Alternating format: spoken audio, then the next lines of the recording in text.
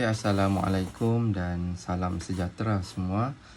Okey, baik. Cikgu akan ajar kamu bab 6 untuk subtopik yang terakhir iaitu 6.3 tangen kepada bulatan. Okey, dalam tangen kepada bulatan ini kita akan belajar ada dua lagi lah sebenarnya. Dia ada tangen kepada bulatan, ada satu lagi iaitu sudut pada tangen kepada bulatan. Sudut kita mencari sudut. Jadi apa yang kita belajar tangen kepada bulatan ni bermaksud kalau kita tengok satu bulatan, okey, di mana itu tangen? Tangen itu ialah satu garis yang menyentuh pada satu titik pada bulatan itulah, ya. Kalau kamu perhatikan di sini, okey, apa itu maksudnya tangen? Tangen itu ialah, okey, kalau kita tengok di sini ada P dengan Q. Okey, P dengan Q. PQ ni kita panggil tangen garis PQ, garis. Okey, garis PQ warna biru ni ialah kita panggil tangen. Okey. Okey, manakala ini kita panggil tangen, ya. Tangen. Okey, garis tangen lah nama dia, ya. PQ.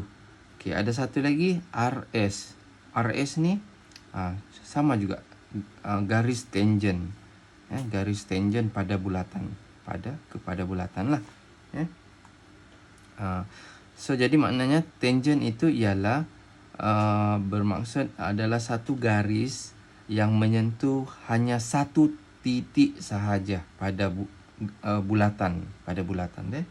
Kalau dia menyentuh dua, bukanlah. Contoh dia yang inilah. UV tu bukanlah. So sini bukan tangen. Bukan garis tangen lah. Maksudnya garis tangen, ya.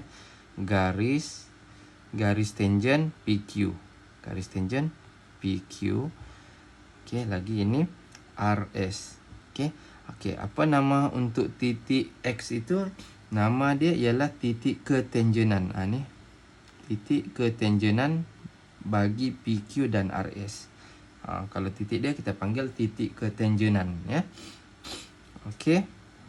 UV, ni UV bukan tangen.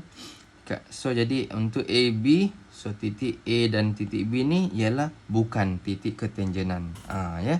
Harap boleh faham, ya. Tangen itu apa? Tangen itu ialah satu garis yang menyentuh hanya satu titik pada bulatan. Ya. Harap boleh faham, ya, tangen itu apa, ya. Okey, kalau dari segi bahasa yang penuh dalam buku teks ni lah, ya. Tangen kepada bulatan ialah satu garis lurus yang menyentuh bulatan tersebut pada satu titik sahaja. Ada sudah sini, ya. So itulah tangen, ya, satu garis lurus. Tangen ialah satu garis lurus yang menyentuh satu titik sahaja pada bulatan tu. Ada bulatan. Okey, kalau dua atau dua titik dia menyentuh, so itu garis tu bukan tangen, bukan tangen. Okey, seterusnya. Ini contoh 14 ni cuma pengenalan lah. Dia kena suruh kenal pasti. Adakah semua garis lurus dan titik yang ditunjukkan dalam raja di sebelah ialah tangen kepada bulatan dan titik ketangenan?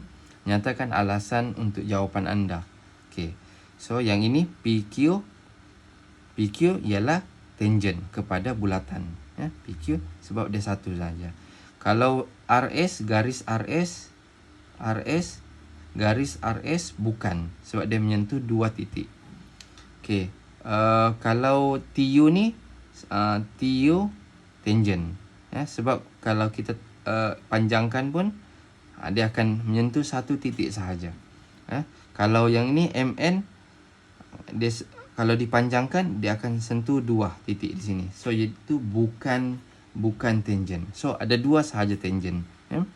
PQ dengan TU, ya.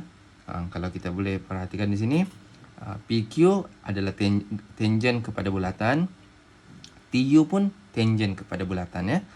Okey, kalau RS bukan tangent kepada bulatan. Sebab ada dua titik yang menyentuh pada bulatan. Okey, sama juga dengan MN. MN dia punya lukisan dia punya lukisan begitu, begini sikit je kan. Tapi jika kita panjangkan dia akan memotong, dia akan menyentuh bulatan ni lah, dia akan membentuk ada satu titik lagi di sini. So jadi tu, so maknanya itu bukan tangent. Garis ni bukan tangent lah. MN bukan tangent, bukan tangent sebab dia mempunyai dua titik pada bulatan, Dia mesti satu sahaja, barulah dipanggil tangent, garis tangent, Harap boleh faham yang itu, So senang saja kan. Okay, dia di mana-mana sahaja, Yang penting kedudukan dia mesti menyentuh satu. Kalau dia di sini, so maknanya dia menyentuh satu titik sahaja. So ini pun kita panggil garis tangent. Di mana-mana sahaja kedudukan dia. Di sini, yang penting dia membentuk satu garis lurus, tapi dia menyentuh satu sahaja titik dia, itu kita panggil garis tangent. So dia kedudukan dia di mana-mana pada bulatan ni lah. Yang penting dia menyentuh satu titik sahaja. Kena faham lah, kena faham yang tu, garis tangent dan garis bukan tangent. So jadi E ini titik lah, titik ketangenan. Kalau FG titik bukan ketangenan, M pun bukan, U titik ketangenan sebab dia tangent kan. Itu kita panggil, So boleh faham lah yang itu, Ini boleh baca sendirilah. So jadi ini boleh buat soalan 1, boleh buatlah, boleh buat bagi sebab, bagi alasan, Untuk soalan A, mana tangent, mana titik ketangenan, mana bukan ketangenan, kenal pasti mana bukan titik ketangenan. Kenal pastilah ke soalan A dahulu. Nyatakan keempat-empat ni lah, Nyatakan keempat-empat soalan A, lepas tu bagi alasan juga, Okey, soalan B, nyatakan keempat-empat ni, cari, boleh buat, senang ni tu. Okey, seterusnya soalan nombor 15, contoh nombor 15. Sebelum kita masuk soalan 15, kita tengok dulu. Dia ada satu garis tangent, lepas tu kita panjangkan bentuk jejari pada titik ketangenan. Dia akan membentuk 90 darjah sini, Jejari suatu bulatan yang bersilang dengan tangent dan bulatan pada titik ketangenan akan membentuk 90 darjah. Kita ada garis tangent, Kita ada garis tangent, tangent. Lepas tu kita ambil pada pusat, lepas tu kita panjangkan. Ini membentuk satu jejari. Bila dia bersilang begini, so dia di sini akan membentuk 90 darjah, 90 darjah. Okey, lepas itu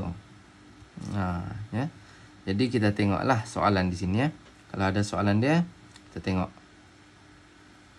Okey, kita tengok soalan di sini, Tengok. Raja di sebelah menunjukkan bulatan berpusat di O.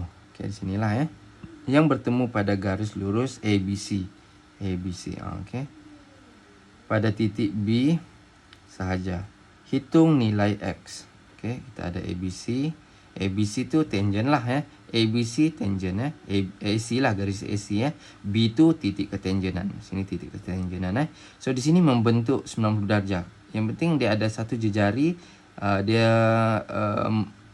bersilang pada garis ketangenan itu, so maknanya dia akan membentuk 90 darjah di sini, di ujung ni akan membentuk 90 darjah. Kena ingatlah yang itu, Kena ingat, dia akan membentuk 90 darjah. Sinilah 90 darjah, So kita punya AC ialah tangent. Ini tangent, garis tangent lah, So dia satu titik kan sini, gitu. Okay, kemudian disuruh cari nilai X. Kalau soalan dia begini, kamu kenal pasti. Kalau garis lurus, dia punya sudut garis lurus ialah 180. So di sini dia ada bahagi 2. Bahagi 2 lah. Kita kena cari di sini berapa. Tapi di sebelah sini kita tahu. So di sini dia sebenarnya dia bahagi dia adalah keseluruhan dia ialah 180. So kita boleh tahu berapa sudut di sini. Kena tolaklah yang ini 138 kan, dapatlah nilai di sini. Contohlah cikgu letak sini huruf Y lah. Y. So Y kita akan dapat 180 jumlah keseluruhan garis lurus kan. Tolak dengan 138. Tolak 138. Tolak kan. Kita akan dapat berapa tu? 180 tolak dengan 138. 42. So 42 darjah di sinilah di Y ni ya. So jadi sini kita tahu 90 darjah. Kalau segitiga 180 darjah juga Sudut segitiga, sudut pedalaman untuk segitiga ialah 180 darjah. Jadi kamu kena ingat garis lurus 180, bentuk segitiga 180 juga. So jadi bila kita tahu di sini 42 dari di sini 90 X ni, so jadi kita kena tolak lah 180 tolak 90 tolak 42. Dapatlah X itu kan. Begitu cara dia. 180 tolak dengan 90 tolak dengan 42. Kamu akan dapat nilai di sinilah So jadi 180 tolak 90 tolak 42. Kamu akan dapat 48. So X kita di sini ialah 48. So jadi dapatlah jawapan X. Senang kan? So jadi bila kamu faham, maksudnya kamu faham dua konsep sini ialah garis tangent dengan satu garis jejari yang menyentuh pada tangent. So dia akan membentuk 90 darjah. Bila ada bentuk segitiga, so sini 90 darjah kan. So jadi bila bentuk segitiga, kamu tahu juga 180 darjah. Jadi garis lurus 180 juga. So jadi kamu boleh selesaikan masalah begini ya. Harap boleh faham lah ya. Okey, so jadi jawapan dia 48 ya. Boleh buat sudah yang ini ya. 6.3 semua ni lah ya. Jadi konsep-konsep garis lurus 180 darjah, segitiga 180 darjah. Kalau sama sisi, ini segitiga sama sisi, itu di sini 60 60 60, kena tahu sudah yang itu So itu asas dalam matematik lah ya. Bentuk yang itu, sudut yang segitiga sama sisi, di sini kamu kena tahu sudah berapa nilai dia. Itulah kita panggil asas sahaja ya. So jadi kamu kena buatlah sendiri ya. Cari fikir macam mana mau selesaikan masalah ni. Okey, seterusnya. Okey, di sini ada satu lagi konsep di sini ya. Bila ada tangent dipanjangkan, so AC dengan BC ni, so BC AB, kalau kita sebut BA ataupun AB lah ya. Garis AB tu tangent tangent. Nah, lepas tu AC pun sama juga tangent So dia sentuh satu garis ini. So bila panjangkan, dia bentuk dia di sini dia akan bertemu lah di pada titik A ni Okey. Kemudian apa lagi di sini panjang sisi dia AB sama dengan AB dengan AC sama panjang sisi. Sudut dia samalah pada, so jadi maknanya dia akan jadi segitiga yang sama yang segitiga yang sama. Sudut pun sama di situ, YX YX dia akan jadi sama di sini So bila jika dua tangent kepada suatu bulatan berpusat di O dengan titik ketangenan B dan C masing-masing bertemu pada titik A, maka so jadi konsep ini kamu kena tahulah.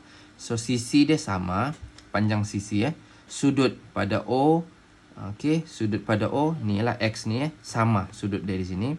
Lepas tu sudut pada A dengan okey, dua ni satu segitiga yang pertama dan segitiga AB dengan segitiga AC ni, sudut di sini sama. So contohlah sini 30, Sebelah ni pun 30.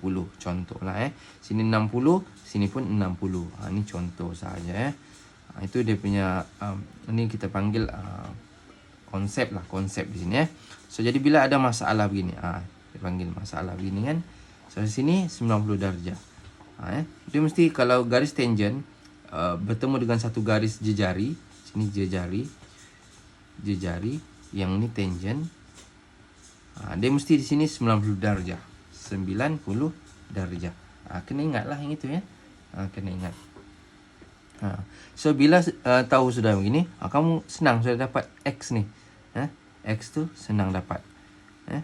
X tu senang dapat.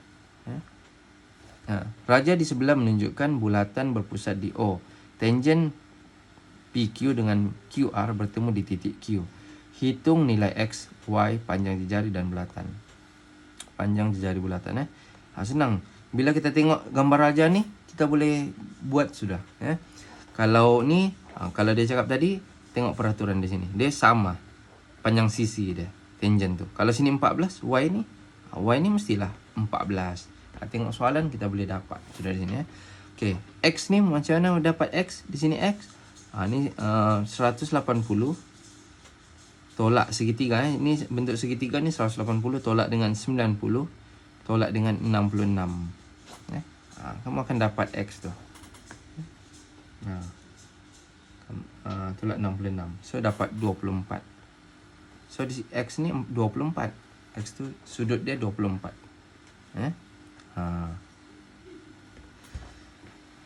Apa lagi? Dia suruh cari panjang jejari. Panjang jejari. Kalau panjang jejari, kita akan buat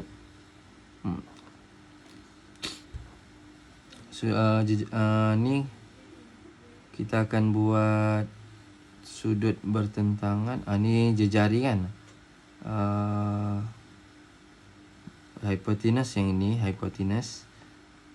So kita ini sudut hypotenuse kita tidak tahu. Kita guna tan pun boleh, guna tan Guna tan, guna sini guna cos pun boleh. So sini kena tahu guna konsep sin cos tu lah sin cos Coba guna tan tan bertentangan bersebelahan guna tan tan 24 sama juga dengan jejari bahagi dengan 14 panjang sisi panjang sisi 14. So jadi kalau begini kita cuma tekan kalkulator lah. So ini 14 cm ni pindah sebelah darab lah. So jadi jejari kita akan dapat 14 darab dengan tan 24. Tekan kalkulator lah. Kamu tekan kalkulator, kamu akan dapat lah Kalau di dalam buku ni ni 6.233 cm. So harap boleh ingat lah yang ini ada tan, cos dengan sin tu. So yang itu kamu kena ingat juga kena ingat lah. Jadi apa yang kamu belajar sebelum ni kena tengok balik lah kena tengok balik apa yang kamu belajar. Tan, cos dengan sin tu So kamu kena tengok balik lah Okey, seterusnya tu masih mesti digunakan juga masih digunakan. So ini boleh buat sudah boleh buat. Okey, seterusnya contoh 17. Okey, 17 apa konsep dia di sini? Okey, Y di okey. Ini ada kena tengok lain ada konsep ni. So sekarang ni kita sudah belajar berapa konsep Tengok warna kuning Sekejap. 1 2 okey. Ini yang pertama lah, ini konsep yang biasa. Ini pengenalan iaitu tangent apa kan. Okey, itu yang pertama. Okey, kedua kita belajar jejari bertemu dengan dengan tangent. Okey, terbentuk 90 darjah. Ya, ini tangent dia satu jejari. Okey. So dia akan terbentuk 90 darjah. Okey, itu yang kedua kamu belajar Kena tahulah konsep ini Okey, kemudian nombor 3. Ini nombor 3. Nombor 3 konsep panjang sisi tangent yang ini dia sama. Tengok ni, BA dengan CA sama panjang sisi dia. Kemudian sudut di sini dengan sudut di sini sama. Sudut di sini dengan sini sama. Jadi kena tahu yang itulah. Itu yang ketiga. Yang keempat, ni yang keempat. Ni nombor 4 lah yang kita akan belajar. Nombor 4 apa yang kita belajar ialah sudut Y, ini sudut X yang di luar ni. Bentuk dia beginilah, bentuk segitiga begini, segitiga yang menyentuh pada setiap bulatan setiap bulatan. Okey. Jadi Y dengan X ni sama, yang alpha dengan theta ni, beta dengan beta dengan theta dia sama juga. Ni sama sudut dia. Yang sudut di dalam dengan sudut di luar. Ini tangent ni garis tangent. Ni ada terlibat juga tangent kan? Tangent, lepas tu ada bentuk segitiga di dalam. So jadi kena tahu konsep ini, dia mesti kita kaitkan ni sama dengan yang di sini kena tahu yang itulah peraturan ini. So inilah yang dia mau bagi tahu bahawa peraturan untuk nombor 4 kamu kena tahu sudut dia berapa, sudut di dalam dengan sudut yang di luar, yang pada tangent ni dia bertentangan lah sini Y, dia yang di luar sini yang bertentangan begini. So kalau yang ini bertentangan yang di luar ni lah, dia sama so jadi theta sama dengan theta sama dengan beta. Ini X sama dengan Y, sudut, nilai sudut So kerana sudut di antara perentas dengan tangent bernilai sama dengan sudut pada tembereng selang-seli yang dicangkum oleh perentas tersebut. Okey. Contoh. Ini contoh ni dia bagi nama ni. Kalau di sini sudutnya ini sudut K adalah sudut di luar di sini. So sudut di sinilah Kemudian sudut di sini L adalah sudut di luar di sini, dia sama. So, jadi kalau kita boleh tengok di sini PMM lah, M kan dia minta M. PMK sebenarnya dia bentuk begini. PMK adalah sama dengan KL, yang M yang di luar sini sama dengan DL. So KLM lah, KLM. Kemudian yang ini NML, sudut yang di luar sini ialah K. Ni LKM. So sudut K ni lah So cara kita menulis sudut ni, ini kena ajar juga yang ini ramai yang tidak tahu ni. Cara sudut kita menulis. Contoh kita mau menulis sudut yang M ni, yang di luar ni M kita akan tulis P dahulu. P, lepas tu M di tengah-tengah. Lepas tu kita akan buat begini. Begini. So K lah. So PMK. PMK ni merujuk sudut di sini. Merujuk pada sudut di sinilah. Di sini. Ni sudut ni. So jadi kemudian dia cakap apakah sama sudut yang di luar M, yang di luar ni lah, yang ni kan PMK ni adalah sama dengan sudut yang sudut di sini. So jadi cara kita tulis K L M. So jadi kita tulis K L M. So yang huruf di tengah-tengah tu lah yang merujuk pada sudut yang di situ. L ni lah. So L kan di tengah-tengah. Ni L. Sudut di sini sama dengan sudut di M ni, yang di tengah-tengah ni lah. Yang hukum yang ini kan yang kita belajar tadi. Mana tadi hukum? Ni hukum dia. Hukum yang ini yang kita belajar. Inilah ya. So jadi kalau sudut yang di sini NML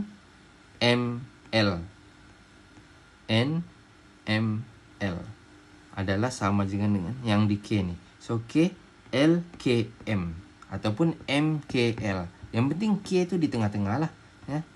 So jadi jawapan dia L okey, sudut L, okey ni sudut sudut LKM. Ya. So yang M ni lah dengan K ni yang merujuk sudut dia yang di dalam tu ya. Okey. Okey, tu kita cara menulis nama sudut nama sudut lah, simbol sudut kan, begitulah ya di situ nama sudut dia di situ. So jadi cikgu sudah ajaran itu, jadi harap boleh tahulah cara menulis nama sudut di situ ya. Okey, seterusnya contoh 18. Contoh 18 ni senang. Kalau tengok ni X pindah sini ni. X yang di luar ni, yang Y ni yang di dalam. Dia begitu, dia bertentangan kan. Ini tangent kita kan. Boleh tengok, kita tengok gambar aja, kita boleh kenal pasti kita boleh kenal pasti cara dia. So jadi X kita ialah 60, Y kita ialah 54. So apa soalan dia? Cari nilai X, nilai Y. Itu aja. So jadi tengok, senang. Itu je sebenarnya. Boleh buat sudah di sini ya. Okey, seterusnya. Okey, ni ada apakah yang anda tahu tentang tangent sepunya? Tangent sepunya ya. Tangent banyak tangent di sini ya, semua tangent. Yang penting dia satu, yang tu sini satu. Tangent sepunya ya. Okey.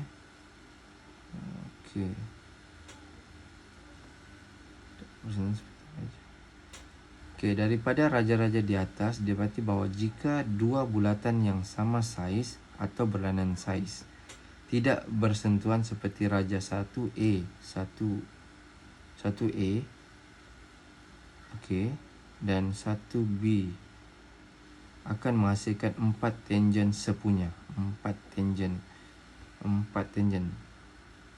1, 2, 3, 4. 1, 2, 3, 4. Dia ada tangent di sini kan. 1, 2, 3, 4. Tangent sepunya. 4 tangent sepunya. Okey. Okey, lagi. Bersentuhan di luar seperti raja 2. Di luar. Seperti raja 2A dan 2B akan menghasilkan 3 tangent sepunya. Ini 1, sini 2, sini 3. 1, 2, 3. Sama juga ni. 1, 2, 3. 1, 2, 3. Okey, lagi bersilang seperti raja pada raja 3A dan 3C. 3A dan 3C akan menghasilkan 2 tangent sepunya. 1, 2. 1, 2. 1, 2. 2 tangent sepunya lah situ ya. Okey, bertindih di dalam raja 3C akan menghasilkan hanya 1. Okey. Ini 3B. Ini 3B ni 1, 2, 1, 2. Kalau dia bertindih untuk ni yang bertindih di dalam raja pada